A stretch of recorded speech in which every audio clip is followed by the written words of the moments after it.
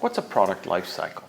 Product life cycle, as coined by Raymond Vernon in 1966, is to break up the stages of a product's sales cycle over time, from introduction to growth to maturity to decline. For example, in 2010, e-vehicles had been marketed for decades. No, they're not that new. They've been marketed for decades. The segment still, though, by 2010 had remained tiny. Toyota and General Motors made some modestly popular e-vehicles with some sparse interiors, basic power. Their makers assumed the reason to buy an e-vehicle is to be responsible. Then, an all-driver survey suggested a different story. European Prius drivers finally unseated BMW drivers as the most annoying drivers on the continent. They ignored lane markers, pulled in front of other drivers regularly. They acted as if they owned the road. Now that should make you wonder, might e-vehicle drivers not be super responsible, but perhaps self-indulgent and maybe a little bit irresponsible?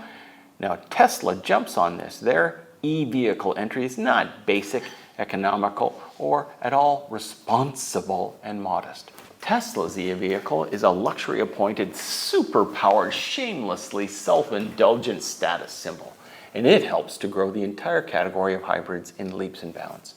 The lesson?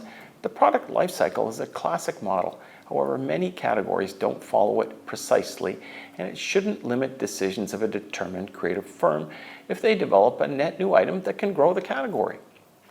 What's a classic student error about product life cycle? Not recognizing that a PLC curve is much flatter and slower to get ramping up for a high learning product than for a low learning product.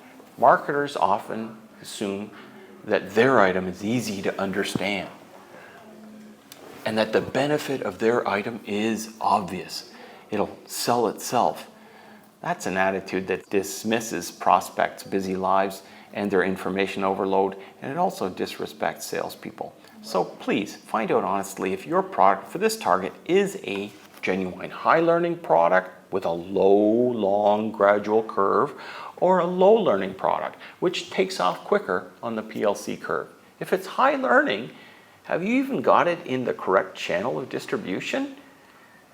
Might it be useful to have an assisted sale environment versus self-serve for a high learning product? Have you supported it with how-to videos or demos to make it clear what it does? What's another error in the product life cycle interpretation by students? Assuming that a mature product doesn't require R&D investment. Take the lowly yellow sticky, for example. Once the category was maturing, they evolved into mini stickies and large stickies and die-cut stickies, like in heart shapes and whatever else, Easter bunnies, stickies with lined paper, stickies in different colors, fluorescent stickies, right? So just because the category had reached the maturity stage didn't mean you stopped innovating and investing in R&D.